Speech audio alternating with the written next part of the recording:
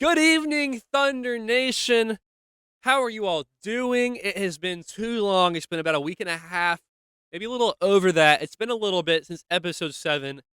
My goodness, I'm so happy to be back with all of you to discuss Thunder basketball, folks. And boy, oh boy, is there a lot to discuss today. A lot. Okay? Probably maybe the most we've ever had to talk about, because when you have a team that is so dominant, like we have been all season long, it begins to almost get a little boring. I'm never bored. Okay, I enjoy every. I made a point on this show to emphasize enjoying every second of our greatness. Okay, because you can't get bored when your team's having this much success. This is the kind of success you'll look back on in 20 years and be like, I wish I enjoyed that and savored that when it was happening. And so that's what we've been doing on this show. If you're new, welcome in. I'm so glad. Nice to meet you. Good to see you. Welcome to the show. I hope you all are ready to deep dive into the events of the past week. There's also a lot more going on today. I will get into that as we go. A big episode here, maybe the biggest we've had. We're really turning the page today, okay? So, without further ado, let's get into it. No time to waste. No time like the present in the great outdoors. You might be wondering, what is he doing outside? If you're lucky, you might hear a bird tweet. You might hear the wind, because there's nothing better than the great outdoors, folks. And I'll get into why I'm here. I'm a college student, so I'm on my break now. Part of the reason I'm late to filming this episode, I didn't get it done this weekend, is because I had some busy finals going on, some very difficult final exams for my major, and I got those done. We're home, and it's such a good feeling, and no better place to film than outside in this nature. So, without further ado, I hope you all enjoy the scenery behind me. Probably the best. I mean, we're missing all the chart with all the wins and whatever on it, with the Welcome to Little Win show, all that signage. We're missing all my Thunder jerseys and stuff. But you know what? Sometimes there's nothing better than to get out in God's green earth, man. This is the real backdrop right here. This is what matters. This is what we're here for, this stuff.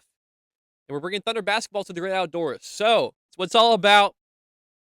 Welcome to the Will to Win show.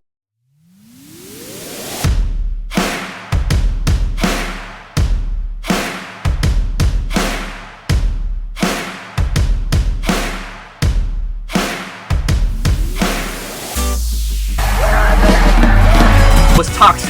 Clapping like a lunatic when Chet misses a free throw, and beautiful Las Vegas, where everything genuine and purposeful goes to die. So yeah, guys, I want to get into my next chapter is what I'm calling it. Well, that took a quick turn, guys.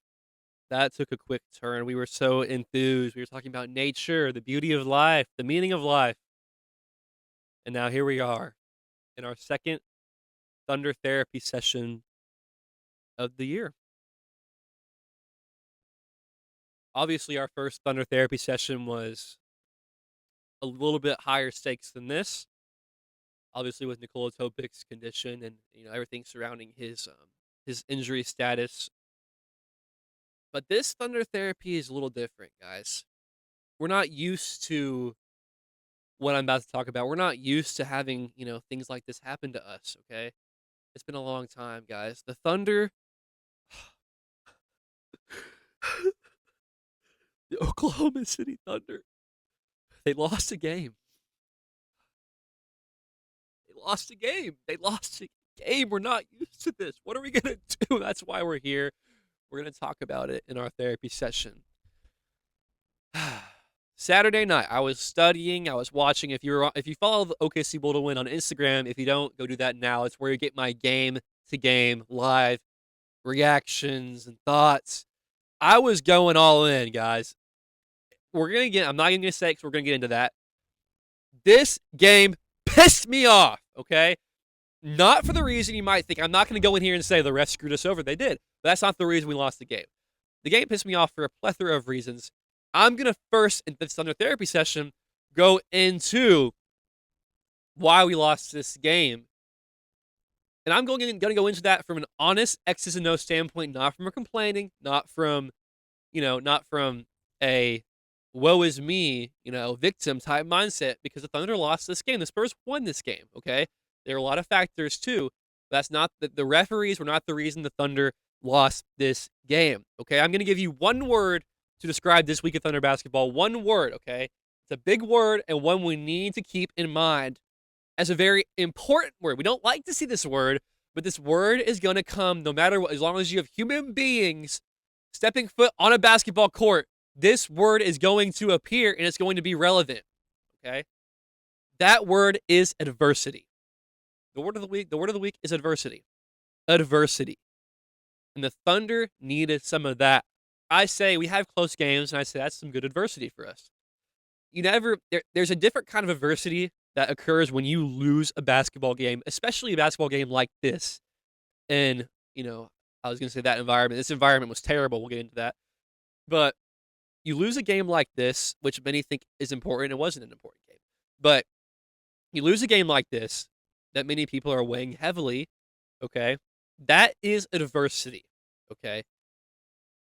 All week long before this, we were hearing about, okay, oh my gosh, this is the greatest team ever. Like, how is anybody going to be able to stop this, right? How is anybody going to be able to stand in the Thunder's way? Okay? Now, all of that talk, all of that hype, the Thunder got brought down to earth today. They got brought down to earth this week, okay? And it's tough to see as a fan because you don't want to see your team lose. You don't want to see the frustration you see from Alex Caruso and Isaiah Hartenstein in the tunnel on the way to the locker room. You don't want to see that. You don't want to see adversity strike, but it's important and it happened. Why did the Spurs win this game? Why did the Spurs win this game? Okay? I'm going to give you, it seems like maybe this is not the reason. This is my reason why the Spurs won this game. Many of you won't like it, but I think it's real. And when I watch this game, it's what I saw and it's what I believe is the reason we lost. Victor Wembanyama. Victor Wembanyama. As an opposing fan, you don't want to give the other team's best player credit for winning them a game. And normally I would say not one person wins the game, but the difference in this game was Victor Wembanyama.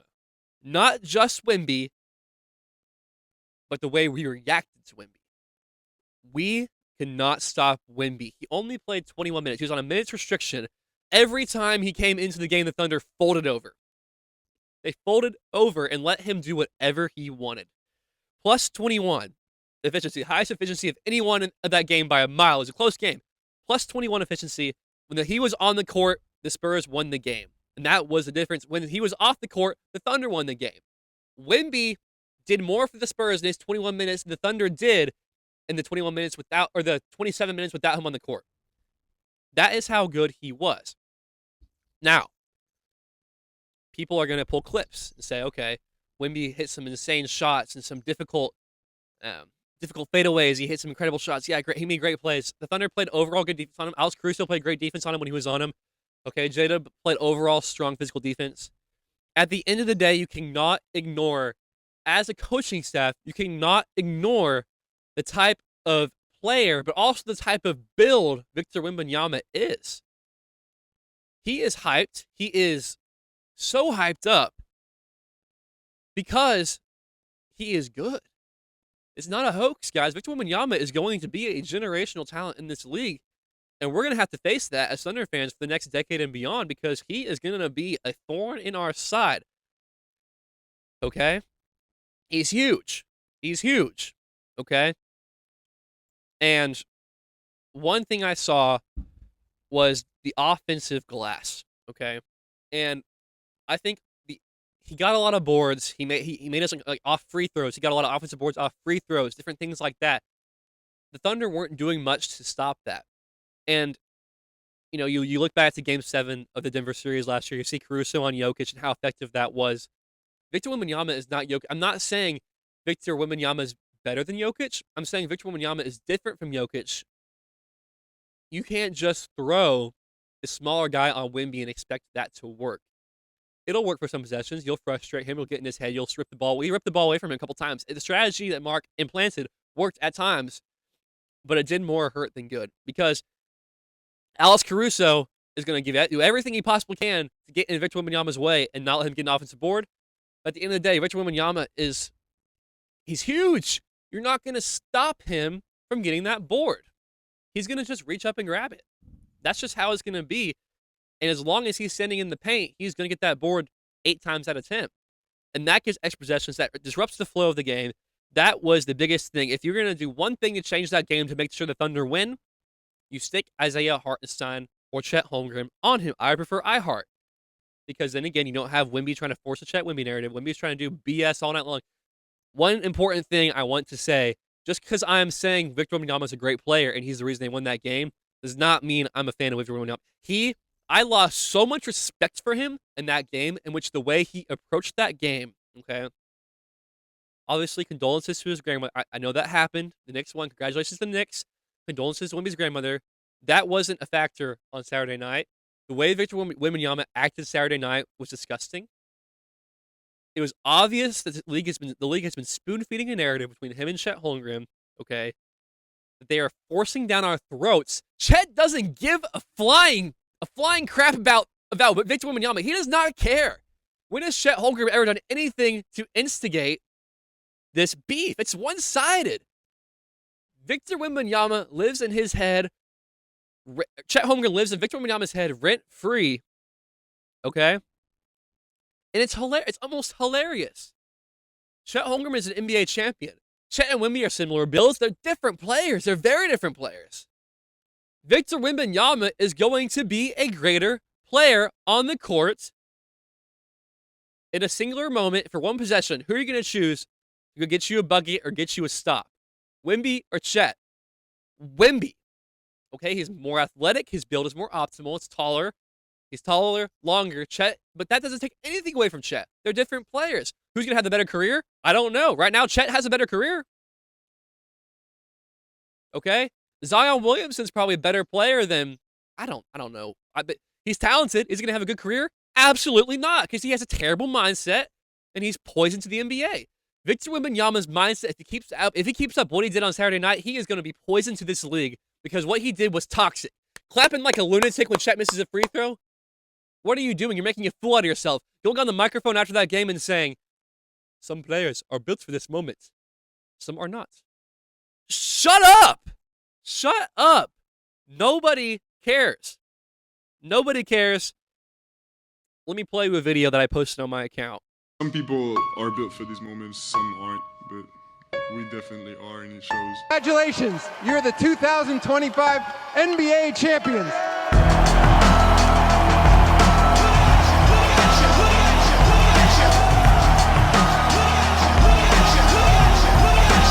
Victor Wembanyama, we are NBA champions. We are NBA champions. Nothing you can say will ever take that away from us. I know you got your ring just now by winning the NBA Cup semifinals. You got your ring. You're a champion now. Congratulations. You're built for that moment. If that's the moment you're built for, you're going to have one hell of a sorry-ass career, Wemby. You're going to have one hell of a sorry-ass career. Okay? Okay. That's settled. Back to the X's and O's. The Spurs earned the victory. Wemby earned the victory on the court. He deserves nothing because he was an absolute fool. An absolute fool. Flexing on Casey Wallace. Flexing on Casey Wallace like an idiot. You know what happened on that play? What happened on that play? Let me tell you what happened on that play. Victor Wembanyama, what, 7'6", right? Goes up to the rim, trying to dunk the ball. Here comes Casey Wallace, what, 6 foot nothing, comes up to him, gives him a little shove. Wemby goes flying across the court, flopping everywhere. I don't know if he even flop. He's just little. He's just little, right? Wemby goes flopping across the court. Foul call. Okay, you get free throws, right? He walks to the Casey Wallace and flexes on him. You did nothing. You flopped. You were weak. You were weak in that moment. You don't deserve to. You don't have the right to flex on anybody in that moment. Just disgusting behavior from someone they're trying to force as an ethical, or he's trying to force that upon himself, as an ethical role model, an ethical player who everyone should model and follow and love. Wemby, the prize prince, the child, the golden child, LeBron James is going to carry the throne. No. because you keep that up, everyone's glazing him now because he beat us in one game. We're the villains. We're the villains. We'll be the villains. That's fine. Keep that up. You're going to become the villain, sir. You're going to become the villain, not because you earned that, because you deserve that. Okay? Wemby, I don't know. I have a list in my mind of my top 5 least favorite players in the league. Kevin Durant will be one. Obviously, Draymond's in there. Luka's in there. Wemby, you're getting there, buddy. You're getting there. Keep it up, and you'll be there. You might already be there after that game. That was a disgusting show from Victor Wembanyama. Anyway, what did the Thunder lack in this game? We talked about Wemby. We talked about matchups, coaching deficiencies when it comes to Wemby matchup. I like the experimentation. Wemby's not going to see a guard guarding him every night. It's something he's not used to. But at the end of the day, Wemby is Wemby. He's going to get rebounds. He's going to get buckets on a smaller defender because he's that good and he's that big. What are you going to do about it? Put Isaiah Hartenstein on him, and Isaiah Hartenstein will shut him down. I believe that fully. Chet Holmgren, I think, could give him trouble too, but I don't want Chet to have to deal with that crap that's extra that Wemby tries to shove down his throat because Chet needs to play his game and not worry. Okay, so that's the quickest fix I would do. Obviously, some possessions, you can have possessions you call. Caruso, go guard him, disrupt him. Not the whole time. Not the whole time. Big to big matchup is what we need. He's little. Get him out of the paint. Push him out of the paint. Get him out of there. Because when Wemby's in the paint, he controls the game on both ends. Our offense. When Victor Wembanyama is in the paint, someone his size who's just a floater blocker like Chet is. Someone who's going to go up and block your shot as a help defender. We don't get in the paint. Paint touches disappeared in this game. Paint touches disappeared. And as a result, our shooting went down exponentially. 24% from 3 on 9 for 37 shooting, okay? One of our worst shooting performances of the year since the start of the year because lack of paint touches and offensive flow is the reasoning in my mind for that. When the ball goes in and out, you get more open shots, defenders running up at you, or open looks. Look, the Thunder thrive off penetration. What do Shea and Dub do? They penetrate, kick out, or score. Penetrate, kick out, or score. That's what they do. Kick out to an Aaron Wiggins who penetrates himself. Drive, pass, drive, cut, drive, pass, shoot. The flow was not there that we usually see. And that led to one of our worst scoring nights of the season. Only 109 points scored. I think Isaiah Hartenstein's offensive involvement is big time as well. You need to get iHart involved. Okay, you need to get him involved to be productive. And I think, and like I said earlier in a different episode, we can't rely on iHart because he's not going to be here forever. We need to be able to develop a flow without him, and we have. It was good to have him gone for that long because we figured it out. But in this game, having an offense flow through him would get Wemby out of the paint. Someone like Wemby, the big guys out of the paint, Luke Cornett out of the paint. Would have been helpful. But then again, I'm being hard on us because we needed diversity to see what we need to fix and what we need to work on. And best believe, Mark Dagnall's breaking this down way better than I am because he's a genius, okay? I have no doubt that we're going to come from this and beat the Spurs twice in next week, okay? I have no doubt in my mind. That was our first time having all 5 starters play in a game all season. That's bound to cause some hiccups, okay? A lot of ball-dominant players who want to get their buckets, who are great players, right? Everyone is trying to do their best, but in that game, we had just too much going on in a terrible environment. It was a trap game, and we got trapped, and we lost, but we still put ourselves in the position to win, and we almost did, and by referee standards, we should have. But it's over. It's done. Now it's time to move on.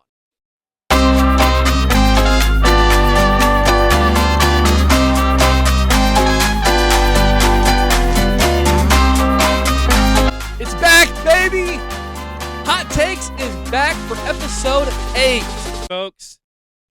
I hope you missed it because I did too. I've been wanting to give you guys a juicy hot take. Okay, I've been pleading with my own mind to come up with something good for these people, right? And I think I did.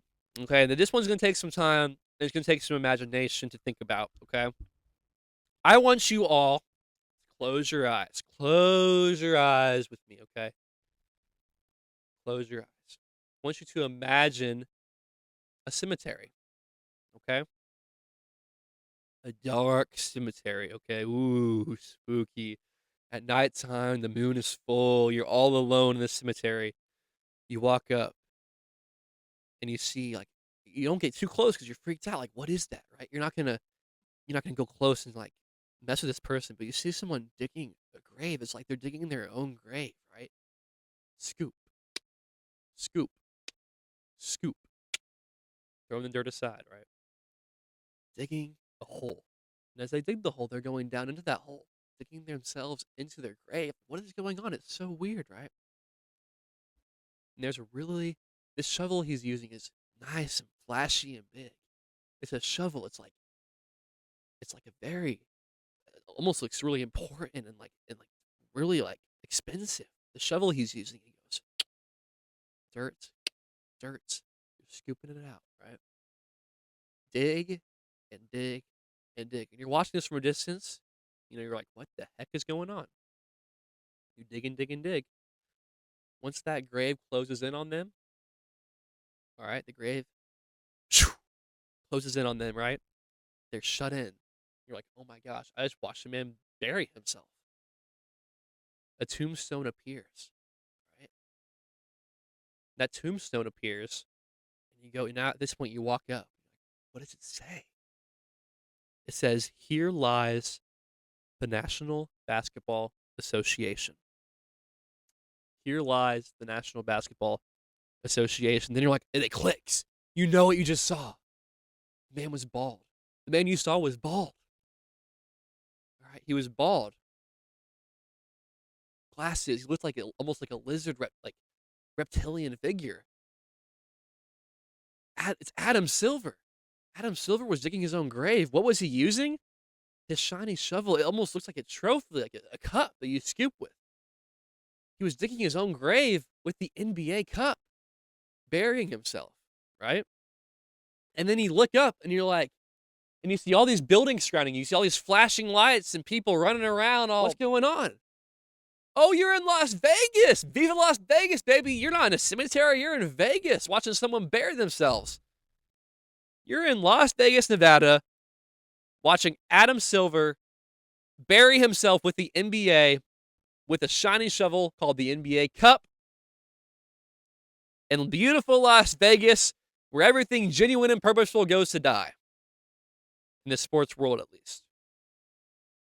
My hot take is that the NBA Cup is evidence that the NBA is dying. The NBA is dying, and they're in panic mode. And it's completely self-inflicted. What other league, pro sports league in the U.S. has some BS tournament like this? Who felt the need to sell themselves like this to Vegas? No other league, right? No other league. Why did the NBA? I guess you see all the reports coming about people watching less games and all that. Maybe this is helping the regular season with viewing. I don't know. But if you sit down and watch this game, you want to throw up. I wanted to throw up so many times watching that game on Saturday. I turned on the finals for a little bit last night. I said the finals. The regular game that should have been a regular season game, but it's just, whatever they call it, the NBA Cup Finals. It's meaningless. But then congrats to the Knicks on your empty cup. I'm glad you beat the Spurs. It's clearly all about the dollar, right? It's just disgusting. What are we watching for? We're not watching for anything special. We're watching for players millionaire players competing to win hundreds of thousands of dollars, right? It's disgusting. As I'm not rich. I'm a college student, and I'm watching this. I'm throwing money in their pocket like this, watching them go compete for more money. All these millionaires competing for more cash. It's dumb. Not just that. That's the best part about it. That's not even the worst part. Okay. It's the fact that you turn it on. Emirates is everywhere. Emirates, an airline company, runs the whole tournament, right? They own the NBA, it seems like. You watch the trophy presentation, these ladies, these flight attendants come up, give the trophy out. What are we? What are we watching? Is this basketball, or is this a show? Is this a movie, or is this basketball? Are we watching a production? What are we watching here? What are we doing here? It's so disingenuous. It's so fake and disingenuous. The NBA Cup is poison. It is poison. It's not real. Okay? Worst environment for an NBA game I've ever seen in my life. Maybe behind the New Orleans Pelicans. Okay? Emirates logos everywhere, as far as the eye can see, in Las Vegas. So it's in Vegas. No one there truly appreciates basketball. They're just there for whatever. We're going to go burn our money. Might as well burn it to go to this, this crapshoot of a game, right? There's empty seats everywhere. For the thing they're trying to force is the new NBA championship. There's a lot of empty seats. No one's cheering. Nobody cares. There's a section of Spurs fans cheering. Props to them for showing up. No one from Oklahoma is going to that. Thunder had negative fans there because no one from Oklahoma is going to see that crap. No one cares. Why would we travel to Vegas to watch a fake NBA game they're trying to force down our throats? Nobody cares. Negative crowd noise, artificial crowd noise. Every possession, there's a beat going on like bum, chicka bum, chick, with the bum, chicka bum, chick. Every possession while they dribble. If I was a player, it's like you're playing 2K at the park. There's beats going on in the back. It's like a scrimmage. It felt like a street ball scrimmage. It didn't feel real. It didn't feel like the NBA. Negative crowd environment. The game it's played in Vegas. Nobody cares. Okay, nobody cares. Horrible environment. And to add to my hot take about this is kind of a big collective hot take. I hate the NBA Cup. Maybe that's a hot take. Maybe I'm sure some of you. I've seen a lot of people online saying this is great for basketball. It's great for basketball. But when I hear, I hear Jonas Haslam in the post game of the final Cup game saying the Knicks, they're the best team in basketball now. What does this Cup indicate? I mean, they won their group play and they won a couple games. This is nothing compared to the NBA Finals. All right, and people will say to me, they're not trying to do that well. They're not trying to compare it to the NBA Finals. What are they doing? You look on Instagram, it's all NBA Cup championship. Their hats, champions. All this is going to do is for a young fan's mind, it's going to devalue an NBA championship because Knicks fans are going to think the Knicks, if they don't win the championship this year, which they won't, right? Knicks fans are going to say, well, we won the Cup. Well, you still hear about Lakers fans saying that crap from 2 years ago. It doesn't matter. And I respect the New York Knicks so much for not hanging a banner.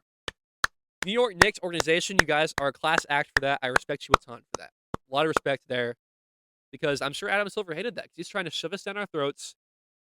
He's making money. And you know what? The NBA is going to say, people are watching you, we're making so much money. Great. I'm glad you're feeding your pockets more. And I'm glad you're feeding these millionaires' pockets more. As a fan, I think that's disgusting. I think that's gross. It's not what basketball's about. I don't care about your money in your pocket. I care about what I'm watching. Is it entertaining me? Do I feel passionate about this as a fan? No, I've never felt less passionate about a game as I did Saturday. Okay? I didn't. I mean, we lost, and obviously I'm passionate about the value of what I saw on the court. But I had to dig and dig and dig to find that value, to find what was going, to find the Wemby stuff, because the NBA, the environment was disgusting. Just play the game in OKC. Crowd would have been it would have been way more entertaining. Play the game in OKC. I mean, then that's good production. That gives me something to cheer for, right? I just felt bad for those players in that horrible environment. Everyone's against you. Everyone hates you, right? Because no one in that arena watches basketball. A bunch of Vegas casuals. I'm glad the Thunder lost that game. I'm glad they lost. And they didn't go win the Cup. I'm glad I didn't have to watch them play another game. I'm glad they lost that game because when you get the adversity, the Thunder are going to come out of this so much better. Okay, so much better. We don't have to worry about hanging a freaking banner.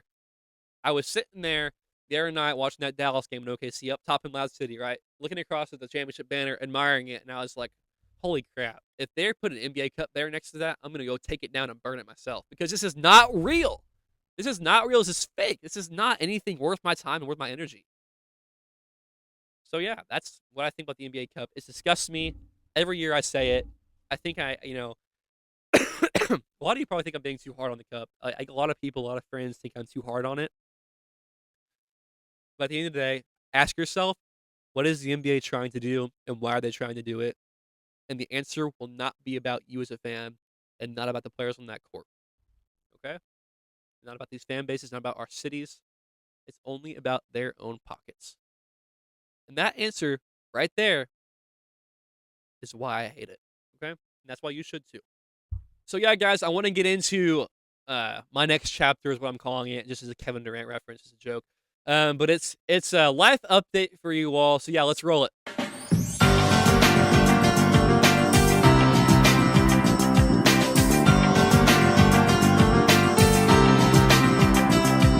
I'm on the injury report. I made it, guys. That means we made it in life. We're on the injury report. Yeah, the Will to Win show is out for 1 to 2 months. This is unfortunately kind of the end of an era for me. Like, it's the first 8 episodes of the show, kind of getting it going, building a little bit of a community here. It's kind of going to be stopped for a while, paused, as I undergo a surgery. So I just thought I'd share this with you all because I'm going to disappear on my YouTube and Spotify platforms. I'll post shorts, I'll post clips. I'll try to, when I post videos on my Instagram page, I'll try to upload them here. So I'll still be doing a little bit of stuff, but not the traditional way, not what I've been doing the past 2 months. And so I just want to thank you all for being here for the start of this. But I apologize in advance that I won't be on for a little bit. But I'll keep you updated, hopefully to reevaluate myself in about 5 to 6 weeks. 6 weeks is when I will really be able to, I think, have more movement, is what they tell me. But yeah, so that is the gist there.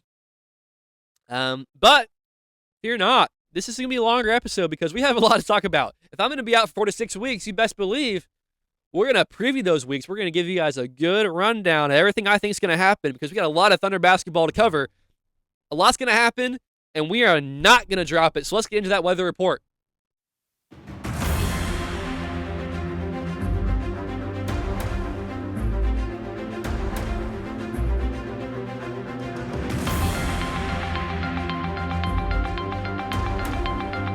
All right, you guys, welcome to the final weather report of this first 8-week stretch of the Little Wind Show. So, couple of crazy weeks ahead, everybody. And since, we usually I prepare you for 1 week at a time, I'm going to be out for a while. We're going to go in depth, pretty in depth here for this coming games. We got a busy couple weeks with Christmas coming up and everything. So, I want to get into it. First off, tomorrow, Thursday, Clippers at home, the 18th, on NBA TV. Everyone in Paycom Center, I want you to please stand up when the Clippers are announced and give them a round of applause. Give them a round of applause. Thank you, Clippers. Thank you. Everybody, cheer for those Clippers when they're announced because they are doing wonders for us. We're going to get a top 4 pick because of them, guys. Clippers, we love you. We love you, Clippers. They are 6-20 and having a devastating season. They dropped Chris Paul on his feet, and now they have nothing to play for. They're losing for what? We have their pick. Clippers, y'all are poverty. But thank you. Thank you so much. So give them a nice round of applause. Support them because they're going to need it. They're going to be in the trenches. I predict Thunder are going to win 134-100. I really think the Clippers are kind of set up badly in this game. Kind of hung out to dry by the Spurs because the Spurs beat us. They lit a fire under us. After, a 4-day break, yeah, we're going to be ready to go. Thunder are going to be ready to go. Expect an explosive night in Paycom Center. I predict a 134-100 win. On to the next day. So we had a bit of a break, but the schedule is going to get brutal. It's going to get brutal. Back-to-back in OKC, fly to Minnesota. Guess who's also going to be in Minnesota on Friday, folks? Not for the same reason. My surgery is in Minnesota, about an hour away from Minneapolis. Friday at Minnesota. It's funny how the world works, huh? It's funny how the day I'm in Minnesota for my procedure, the Thunder are playing the Timberwolves that night, so I'll have something to watch while I recover in the hospital. I will have something to watch, okay? I am gonna be repping. Let me tell you guys, I planned out my hospital fit, okay? My hospital fit for the surgery. My sister, she's a nurse, and she was helping me figure it out. She's like, you need something to wear that's like accessible, so like a jacket where like you can take it off easily so they can access your arms for like, IVs and ports and stuff. I was like, okay, sweet. So I'm wearing a black jacket. Under that jacket, I'm gonna have it hanging out. Champion shirt, baby, 2025 champion shirt. We're gonna let the people of Minnesota know who I am, okay? Who the Thunder fans are. We're gonna be known in that hospital. If there's any Wolves fans up there, hopefully they're not performing my. If my surgeon's a Wolves fan, hopefully he doesn't kill me. Hopefully he doesn't kill me. But yeah, I'm going to be repping. I'm excited to be up there. Hopefully it's a good conversation starter up there in Minnesota. We have a 70% chance to win that game. Ants averaging 29. Wolves are 17-9. Man, if that game was a day earlier, because we're heading to Minnesota, I'm traveling there, shortly after I film this. Man, if it was a day earlier, I'd be going to that game. I would find a way to get up there just because it's so funny and ironic that it's happening that same day. That same time frame. So I would be there if I wasn't going to be, out of it. But The Wolves are 17-9. There are 6 teams in the West that have risen above everyone else. Kind of 6 contenders that we're starting to see. Us, Houston, no particular order. Us, Houston, Los Angeles, Denver, San Antonio, Minnesota. Minnesota's in that list, so it's going to be a tough game. That list of teams is always going to be a tough out, I feel. Okay? 118, 105 Thunder. Predict, and we always have trouble in that building. It's a tough building to play in. I predict us, we're going to win that game. Okay? I'm not incredibly worried, but I do think they're going to be hungry, especially on their home court at Christmas time. It'll be an expensive, loud crowd night in Minnesota. I will be watching from the hospital, cheering on about an hour away. So hopefully the fact that I'm closer to them will give them some good vibes, they'll feel it and it'll help them. I predict the Thunder win. So that's 2 in a row, right? We're starting our streak back up. So then we have a brutal 4-day Christmas slate, man. Starting on the 22nd, Monday. Peacock against Memphis. Memphis is having an identity crisis. Okay, they're 12-14. They're having an identity crisis. I'm sorry for Grizzlies fans. It's a bad spot to be in because Ja is not Ja. Ja is not the Ja we used to know. Jaren Jackson is not really the Jaren Jackson we used to know. Averaging 17. He's leading them in scoring with 17 points a game. They really have no identity. Not much consistent production. We haven't lost a home game. I don't think that's going to start then. I think we'll win 128-105. We'll take advantage of their weaknesses, win that game, and send them into more of a spiral, 12-15 at that point. So that's the 22nd, the first game of our 3 games in 4 days, brutal Christmas stretch. I mean, think about these. I'm glad they had this week to kind of chill and spend time with family because next Christmas week's going to be it's going to be fun. I mean, playing basketball is fun, but it's going to be busy for them. You can fly down to San Antonio that night, right? 23rd. Time for some revenge in San Antonio. Time for some revenge, and I think we're going to bring it. Now, it's hard when your revenge game is at their place when you play them again the next night. Because how do you bring that energy? Because you got to save some, you got to have some left in the tank for our Christmas Day game against San Antonio the 25th, 2 days from then, right? But, so I do think this game, it's going to be a revenge game. I think we're going to win, but it's not going to be easy. It's going to be another brutal game. Adversity, similar to what we experienced there. I think we're going to have a plan for Wemby. I think what I said, we're going to see a lot more Hartenstein on Wemby is what I predict is going to happen. Hartenstein is going to use his body, get in Wemby's way, make him shoot tough shots. Wemby's not pushing anyone around. Not pushing anyone around. But the Spurs are going to want this win. In front of their home crowd, they're going to want to double down that they are better than us. They're going to want to double down on that. Because, Wemby's built for the moment, right? He's going to be built for this moment, right? So how do we beat them? Contain Wemby. We're the better team if he is contained. Like I said, iHeart's the answer, especially if Chet's on the court, too. If Chet is on the court and iHeart on the court, I expect iHeart to guard Wemby, Chet to float. If Chet's floating in the help side, helping on Wemby, he's not going to be in the paint, first of all. He's going to beat us from the three-point line. If that's the case, and we'll have to live with that. We'll have to live with that. If that happens, I don't think it will. Play our game. We got to dictate the flow. I think step 1 of that is getting Wemby out of the paint on both ends. Draw him out. If he's guarding Chet, you're going to have to stay outside for, you're going to have to live from the perimeter more and let people get inside, okay? But Chet also has to be a threat and a weapon if Wemby's guarding him. He's going to have to score. Chet's going to have to play a big game on offense if we want to win that game too. Because if he's not a threat, Wemby's not going to help on him. But if Wemby's going to help and not stay on Chet will hit some open shots. I predict Chet's going to be ready to play. Chet's not, he doesn't talk. He lets his game talk, and his game is going to talk on Tuesday. But I think it's going to be close. Spurs are going to bring the energy. Shooting won't be a great shooting night for us. Unfamiliar environment. We haven't played there yet this year. 113-111 Thunder win. I think it's going to be a brutal juggernaut kind of game. But I think the Thunder are built for this moment. They're not going to lose 2 in a row to the Spurs. 113-111. So then the question becomes, what happens on Christmas? It's Christmas, everybody!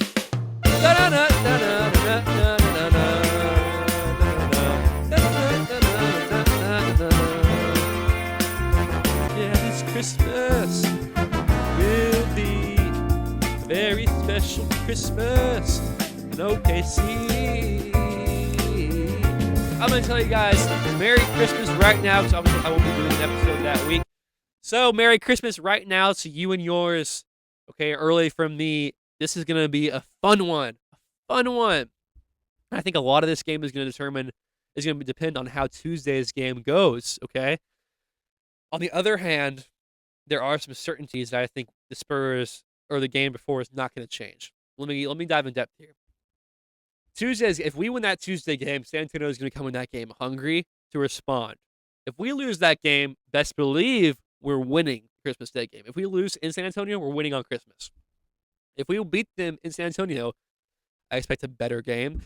But on the other hand, let's say we do win that game on Tuesday in San Antonio. I don't think it matters because I think the crowd, the vibes, and the Christmas spirit in Oklahoma City on that day is going to be too much. It's going to be too much. You know, that couple I talked about that took me to the game, Bob and Susan are going to be there, all right? If they're going to be there cheering them on Christmas Day, it's over. It's over. Bob and Susan are going to carry us in that stand in the Loud City. Best believe they are going to bring the thunder, okay? Christmas vibes are going to be great. When's the last time we had a Christmas game in OKC? It was Russ era. Thunder are going to win this game 134 to 100. Win or lose 2 days before. This is the Thunder's night. The Thunder's destiny to win this game. Okay? And after that, the Spurs fans are going to quiet down. They're going to quiet down until January 13th. Now, speaking of January, since I won't be here for a while, let's go rapid fire before the end of this. I know I've been talking for a while. Rapid fire. Let's predict the end of the year, okay? And a little bit beyond. Let's just go. Let's just have some fun. I'm not going to be able to discuss these games. So let's predict them all now. Let's just dip our toes into them for fun, because I won't be able to talk about it. So, if all my predictions come true up to this point, everything I've said so far, I've talked about 5 games up through Christmas, right? Thunder will have won 5 in a row. Okay, the streak is starting again. So I'm going to kind of outline what I think is the next Thunder win streak. All right, we lost 1 game. We're going to keep our pace to the 80 wins. We're going to keep our pace, and we're going to start winning again, winning a lot. Okay, Philly, Sunday, December 28th. At home, Philly's 14-11. They're spunky. They're young. VJ Edgecombe. You've got Jerry McCain. There's some young, spunky players. Health's going to play a role. Is Philly's going to be healthy? I don't know. Are we going to be healthy? We'll have some days. We'll have 5 days off at that point, or 2-3 days off at that point. I think we'll be healthy. We'll be ready to roll. Thunder win 118-105. Atlanta. So that's 6 in a row. Atlanta home, December 29th on Monday. Okay. So not this next Monday, but the Monday after. 2 Mondays from now. The Hawks are 15-12 at this moment. Jalen Johnson is a breakout star. He's leading the Hawks in almost every statistical category. 23 points, 11 rebounds, 8 assists. The Hawks are breaking, they're in the play-in conversation right now, but they are breaking out as somewhat of a threat in the East. So that being said, all that glaze for the Hawks just did. That being said, Lou Dort's got Jalen Johnson. Thunder win 124-107. I'm not concerned. 7 in a row. New Year's Eve in Oklahoma City against the Trail Blazers. Time for some more revenge. We got revenge on Portland twice after the catastrophic loss. Our first therapy. We lost that game. Okay. Obviously, we're on for some more revenge. New Year's Eve is always fun in OKC. So we get a New Year's Eve and a Christmas Day game at home this year. That's what happens when you win the championship. They start actually giving you some favor in your schedule. More revenge for OKC. 115-104. Thunder win. It's going to be a battle. Portland's tough, man. Portland has some dudes. I think Portland's going to be a team that rises through the years here. They're 10th in the conference right now, but I think they have some tools and some pieces. I like what they're doing. I like the culture they're building. Thiago Splitter's doing a great job. Donovan Clingan the other night, I saw he woke up at 10 a.m. to go to a G League game and mentor Yang Hansen. All right, that's the kind of stuff that you like to see. That's the type of stuff that our team does that's made us good. Is the small little things for mentorship and community building. Portland has that, but they're not going to win that game. Okay. So, Happy New Year. So, once again, I said Merry Christmas to you all. Happy New Year to you all as well. May all acquaintance be forgot. I won't sing that whole one, but Old Lang Syne, okay? Y'all know it. It's a classic. If you don't know it, look it up. So then, after the New Year's, we enter January. Golden State and Phoenix on the road. We fly out west to start the year, right? Tough wins. That's kind of one of those points where I think we win those, 7 or 8 games I talked about. New Year hits. Those 2 games are going to be tests. Warriors and Phoenix. That our streak could end. We could lose our 3rd game. I think those are testy ones. I think we win both. And then we have a little bit of a break in difficulty. Charlotte, Utah, Memphis. Recovery stretch. Good wins. Now, guess how many wins we're at that point, right? Start the year. That's 5 wins to start the year. 2 tough ones. 3 breezies, right? 13 in a row at that point. 13 in a row. Hopefully our stars get some rest. Okay, how far do we take it now? Because our record is, 17 now, right? Miami at home for 14 in a row. Yes. Yes. And speaking of Miami, the next game after that, the Heat check part 2. Okay, I posted this big thing about how this Spurs game was going to be a big Heat check. And I was right. It was a Heat check, and we didn't rise, and we lost. Tuesday the 13th of January, I mentioned it a second ago, the Spurs fans will come out to play. We'll be 2-1 on the season against them. Spurs at home. Okay. That's going to be tough. Test game. Who knows what'll happen? I think we'll win. Who knows? That would be 15 if we win. Another test, though. Another breaking point kind of game. The Heat check is not just one game. This Heat check is 2 games. Because 2 days after that, Thursday the 15th, January 15th, we have Houston in Houston on Prime, national TV game. Big one. Played Houston once this year, double overtime game. They are a threat. They are a threat of epic proportions. 2 big threats in a row. So let's say we survive those 2. I think we'll survive. No reason to believe we won't, right? If we survive that 16 in a row, then on to the Eastern Conference, okay? At Miami, 17 in a row. If we win that game, here we are once again. We're at the record. Will we break the record for most wins in a row? Will we? I don't know. 17 wins. So what? We're 24-1 now. That would be 41 and 2 at that point. My goodness, we're starting to look at we're halfway at that point to 78-4 at that point, which is insane. So we're at 17 in a row at that point. If we beat Miami on the road, guess where we go next to go for the biggest win streak in Thunder history? Cleveland, Ohio, to break what would be our new record for most wins in a row ever, right? Remember last year, this same time of year, mid-January, right? Thunder had won 15 in a row. They beat New York. They beat Boston at home. Everyone's talking about us being great, right? Kind of a breaking through moment for us. For the 16th, for the record, they go to Cleveland, Ohio, where the Cleveland Cavaliers are also on a record-breaking win streak, and they lose that game. They don't get the job done. In Cleveland, how poetic would it be to create a new record for wins in a row in that same building where their streak was broken last year? So poetic. I think it's lining up to be perfect. 18 in a row. And after that, we have Milwaukee on the road trip. And that's where I'll leave you all, right? I just wanted to outline the potential to, we lost, right? But that's only up, guys. It's only up. Only amazing opportunities to keep doing great things and win great games. We have a plethora of amazing opportunities coming up. And ending at potentially winning 18 in a row and breaking that record where we lost it last year in a very poetic finish. That's where I'm going to leave you guys. Hopefully at that point, I am starting to plan coming back, plan everything, let you guys know that here's the day I'm coming back, because that's, 4 to 5, 6 weeks since my surgery. I'll be feeling better. That's where I'm going to leave you guys. So, I want to thank you all for everything. I want to thank you all for, it feels like I'm kind of closing a chapter here, going into my surgery. I didn't want to get sad or anything because I know it's not the end of the season. We have a lot of season left. I'll be coming back about halfway through the season, and we'll keep it going, right? But right now, I just want to talk. We've made this about 2 months ago. I have 31 subscribers right now on YouTube, 31 subscribers. And I want you all to know how much each one of you mean to me. From John, you know who you are. From John to Lauren to, my parents, to all of you guys. You all are amazing. This is really the start of something special, I feel. It's been a lot of fun for me.